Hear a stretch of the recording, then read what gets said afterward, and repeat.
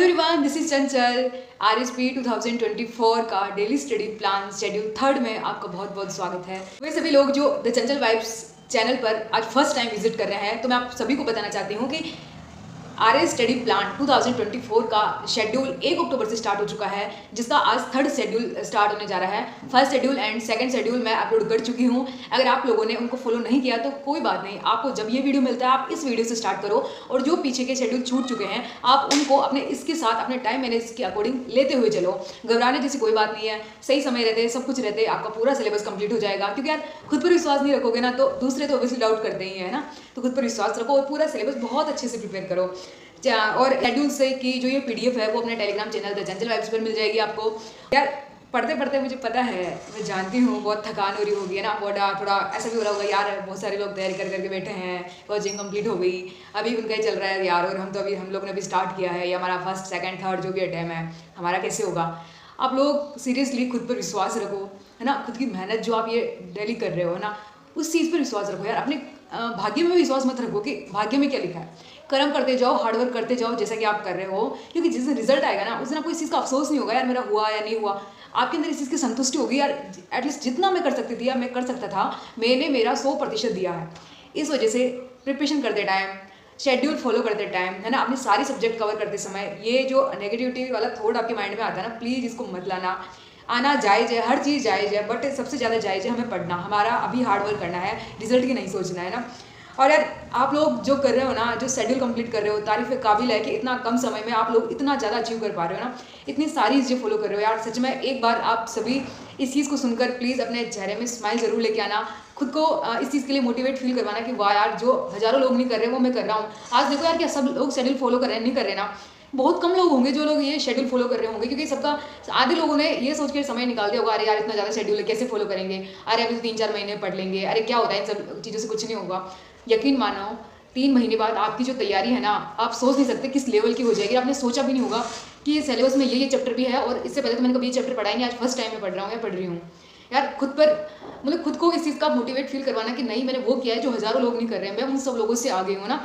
क्योंकि खुद को ना एक खुद को रेस्पेक्ट देना और एक खुद को कॉन्फिडेंस फील करवाने के लिए इस चीज़ से बड़ी कोई और चीज़ हो नहीं सकती जो आप लोग कर रहे हैं।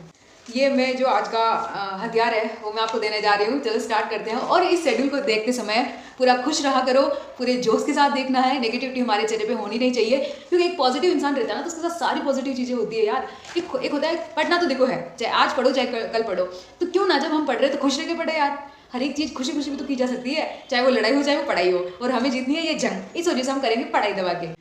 हमारा शेड्यूल स्टार्ट है आज थर्ड शेड्यूल जो कि जैसा कि आप देख पा रहे हो आज 7 अक्टूबर को 12 बजे आ रहा है दिन दोपहर में।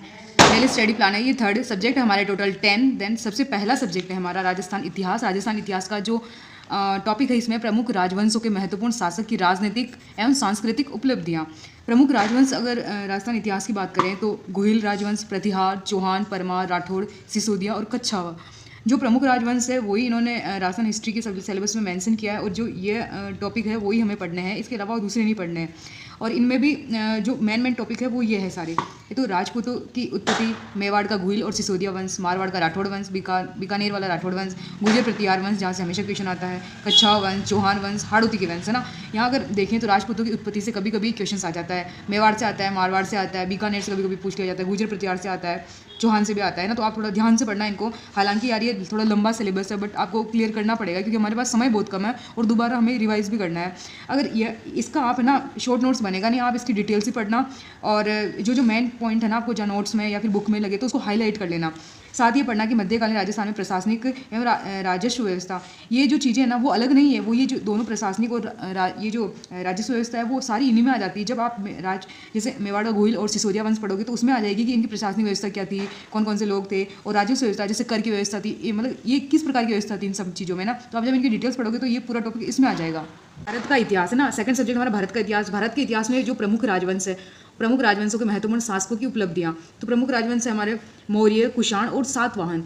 जो ये तीनों ही राजवंश है वो दे रखे हैं अभी हमें। इनके अलावा और भी है जो आधे बचे हैं वो हम नेक्स्ट शेड्यूल में कंप्लीट करेंगे, परंतु अगर इसमें मैं सारा करती ना तो यार ज़्यादा हो जाता। तो ये तीनों पढ़ेंगे इस वाले शेड्यूल में। सबसे पहले मैं मौर्य की बात करूँ तो मौर्य साम्राज्य पढ़ना है। मौर्य साम्राज्य से हमेशा क्वेश्चन पूछा जाता है, थोड़ा ध्यान से पढ़ना इसको गौर करके है ना। मौर्य साम्राज्य में हमें क्या पढ़ना है, मौर्य वंश की जानकारी के स्रोत कहाँ कहाँ से मिले हैं, मौर्य शासकों की प्रमुख उपलब्धियाँ, है ना, जैसे जो मौर्य शासक है उनमें से चंद्रगुप्त मौर्य जो मेन है वो आएगा, बिंदुसार आएगा, अशोक आएगा, ये सब मेन है ना, जिनसे क्वेश्चन पूछे जाते हैं। मौर्यकालीन प्रशासन व्यवस्था एक केंद्रीय है और प्रशासनिक है। मौर्यकालीन का समाज, अर्थव्यवस्था, यहाँ की कलाएँ, ये सारी चीज़ें है ना, ये आर्ट एंड कल्चर में आ जाता है। फिर हम सोचते हैं यार आर्ट एंड कल्चर कहाँ से पूछा जाता है, इंडिया का, वो यहाँ से पूछा जाता है। मौर्योत्तर काल दूसरा है ना, मौर्योत्तर काल में ऐतिहासिक स्रोत की जो मौर्योत्तर काल है वहाँ के जो जानकारी वो कहाँ से मिलती है, या इसमें और हमें पढ़ना है इसमें सातवाहन वंश, जो कि हमारे इस बड़े टॉपिक में दे रखा है, सातवाहन वंश और सातवाहन कालीन संस्कृति, प्रशासन और अर्थव्यवस्था, ये सब टॉपिक है सातवाहन वंश का। और जो कुषाण वंश है वो भारत का विदेशी आक्रमण के समय बना हुआ कुषाण वंश है, तो इसको भी थोड़ा ध्यान से पढ़ना। परंतु क्वेश्चन यहाँ पे सातवाहन वंश और मौर्य साम्राज्य से आते हैं, इनको थोड़ा ध्यान से पढ़ना।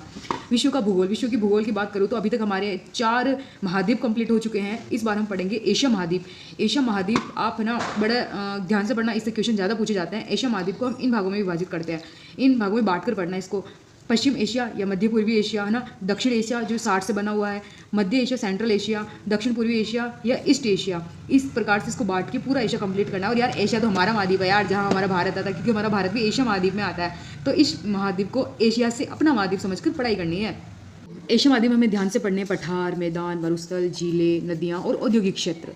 औद्योगिक क्षेत्र से क्वेश्चन आता है, नदियों से भी आता है, झीलों से, मरुस्थल से। ये एशिया महाद्वीप कुल मिला के इंपॉर्टेंट महाद्वीप है हमारा। राजस्थान भूगोल में बात करूँ तो राजस्थान भूगोल में इस बार का बड़ा टॉपिक है हमारा नदियाँ और झीलें। यार नदियों को ना ढंग से पढ़ना, नदियों से क्वेश्चन आते हैं, है ना। और इस बार झीलें, ये झीलें को कट कर रही हूँ, ये झीलें नहीं पढ़ना, ये एक्स्ट्रा मुझे हटाना था पर दिमाग से निकल गया। प्रमुख नदियाँ ना, नदियाँ 3 भागों में बांट कर पढ़ेंगे। अरब सागर की नदियाँ, बंगाली खाड़ी की और आंतरिक प्रवाह की नदियाँ।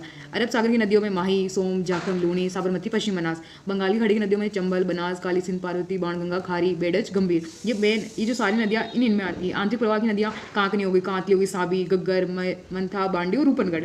ये जो सारी ना आपको रो डायग्राम से पढ़ना है कि डायग्राम बनाना है एक, मैं आपको सारा ये टेलीग्राम में सेंड कर दूंगी। जो नदियाँ हैं इससे संबंधित जो भी डायग्राम है वो सारे टेलीग्राम में मिल जाएगी। एक बार कमेंट बॉक्स में मुझे बता जरूर देना आप ये चीज़।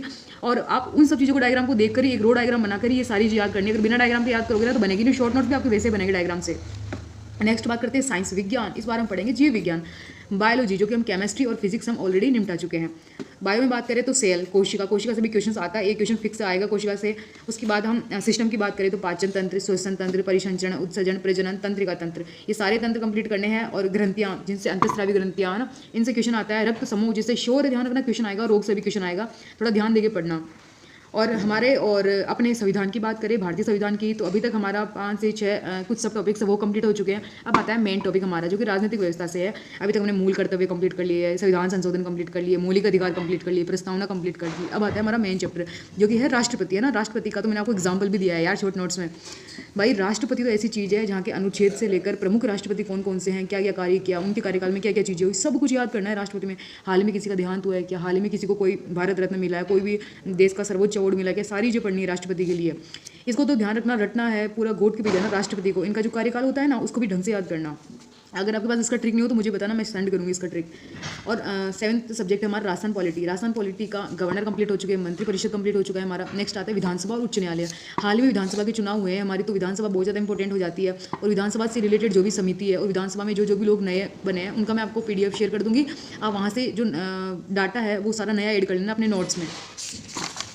नेक्स्ट राजस्थान इकोनॉमी, है ना। राजस्थान भाई ये तो एक ऐसी चीज़ है, मैं आपको बता चुकी हूँ, गोट की पीनी है इसको तो। राजस्थान अर्थव्यवस्था, राजस्थान आर्थिक समीक्षा है। राजस्थान अर्थव्यवस्था मतलब आर्थिक समीक्षा ही होता है। जो आर्थिक समीक्षा की किताब है, कोई इंपॉर्टेंट चैप्टर नहीं है उसका, पूरी की पूरी इंपॉर्टेंट है वो, हर एक पेज उसका इंपॉर्टेंट है। कहाँ से उसका क्वेश्चन आ जाए किसी को नहीं पता। पिछली बार हम राजस्थान अर्थव्यवस्था में पढ़ चुके थे पहला और दूसरा चैप्टर, है ना। जैसे कि वृहद आर्थिक प्रवृत्तियों का परिदृश्य, ये पहला चैप्टर था। देन सेकंड चैप्टर हमारा कृषि एवं संबंध क्षेत्र, इसको भी हम पढ़ चुके हैं पहले शेड्यूल में और सेकंड शेड्यूल में।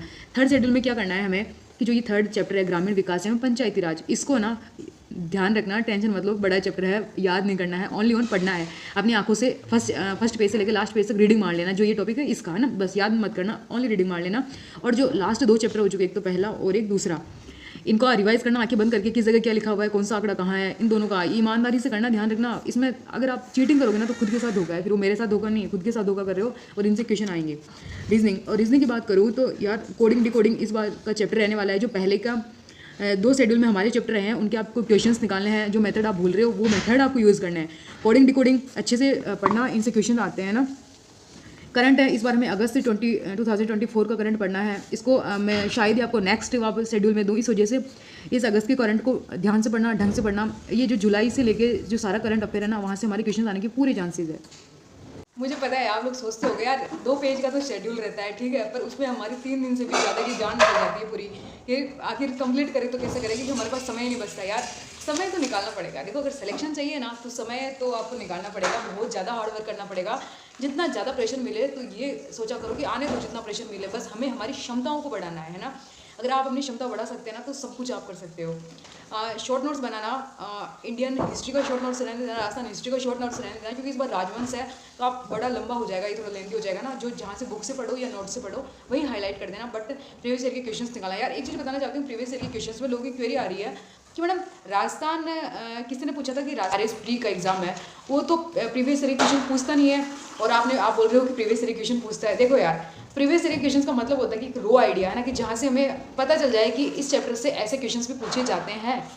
RPSC ने पिछली बार भी ऐसे क्वेश्चंस पूछे हैं। ये जो जैसे कि माना कि राजस्थान का इतिहास लिया, मेवाड़ का गोहिल वंश ले लिया, अगर मेवाड़ की गोहिल वंश के आप प्रीवियस ईयर क्वेश्चंस देखोगे तभी तो आपको पता चलेगा कि क्या किस तरह की चीज़ें मुझे पढ़नी चाहिए, है ना, कि क्या चीज़ अभी पढ़ूँ जो एग्जाम में आ सकती है, या एग्जाम में इस तरह के क्वेश्चंस आ सकते हैं, या फिर मैं एग्जाम के ऑप्शनों को देख के किस तरीके से एलिमिनेट कर सकता हूँ। यार है ना, हम प्रीवियस ईयर क्वेश्चन इस वजह से नहीं करते कि मतलब कि एज इट इज़ वो हमारे एग्जाम में फिर से आ जाए, इस वजह से पढ़ते हैं कि एक हमें आइडिया लग जाए कि इस तरीके से पेपर बनता है ना। और जो भी RPSC भी पेपर करवाती है, या फिर जो भी आपका बोर्ड है वो पेपर करवाता है, तो क्वेश्चंस पेपर है वो देखा करो और उनको सोल्व करने की कोशिश किया करो। एग्जाम में हमारे बहुत ज़्यादा बेनिफिशियल रहती है चीज़ें। कहाँ से क्वेश्चन सोल्व करें यार, कोई भी चैप्टर हो आपके पास, कोई भी बुक हो उस चैप्टर की, कहीं से भी क्वेश्चन कर लो, पर आपको क्वेश्चन निकालने हैं। अगर नोट्स से नोट्स पढ़ते रहोगे, क्वेश्चंस नहीं निकालोगे ना, तो बहुत पछतावा होगा बाद में कि यार मैंने क्वेश्चंस नहीं निकाले, मुझे पता ही नहीं है कि इस चैप्टर से क्वेश्चन किस तरीके के आते हैं। ये क्वेश्चंस निकालना बहुत ज़्यादा जरूरी है। और मैंने अधिकतर सारी PDFs जो आप किसी भी एग्जाम की तैयारी कर रहे हो वो सारी मैंने टेलीग्राम में अपलोड कर रखी है, और भी जो भी PDFs चाहिए वो सारी मुझे कमेंट बॉक्स में बता देना, मैं वो सारा अपलोड करूँगी। और चैनल को सब्सक्राइब करना, अगर नए आए हो तो सारी जानकारी के लिए बने रहना मेरे साथ। और भी अगर आपको कोई चीज़ चाहिए ना तो इस डेली स्टडी प्लान, वैसे तो ये मेरे अकॉर्डिंग ही चल रहा है, क्योंकि मैं चाहती हूँ कि 3 महीने में सिलेबस कंप्लीट हो। चाहिए तो मुझे कमेंट बॉक्स में बताना जरूर किस चीज़ में दिक्कत आ रही है। इकोनॉमिक सर्वे के लिए भी मैं बहुत जल्दी वीडियो लेके आने वाली हूँ कि how to prepare economic survey, और अपनी तैयारी को इसी तरीके से बेहतरीन करते रहो। लाखों लोगों से आगे हैं आप, है ना, और भी अपनी तैयारी बेस्ट करके सिलेक्शन लेंगे, क्योंकि ये जो आज इतना वर्डन लग रहा है ना, इसका एक ही सोल्यूशन है, सिलेक्शन। जिस दिन सिलेक्शन हो गया ना, पूरी नैया पार है। इतनी जो समय की मेहनत है ना, सारी निकल जाएगी, सारी की सारी, सबका फल मिल जाएगा। पढ़ते रहो यार, कोई भी दिक्कत है ना शेयर जरूर करना। आज जितनी प्रॉब्लम्स आ रही है ना, सिलेक्शन होने के बाद सारी प्रॉब्लम का सोल्यूशन मिल जाएगा हमें। और वीडियो को इतना प्यार देने के लिए बहुत सारा धन्यवाद आप सभी का। और सब्सक्राइब करना, लाइक करना, चैनल में नए हो तो शेयर करना लोगों तक, कि लोग तक ये सारी चीज़ें पहुँचे, और जो लोग इनसे वंचित है ना उन सभी लोगों को पता चल सके कि आखिर स्टडी इस प्रकार से भी की जाती है ना। पॉजिटिव रहो यार, खुश रहो, खुश रह के पढ़ाई करो। Thank you.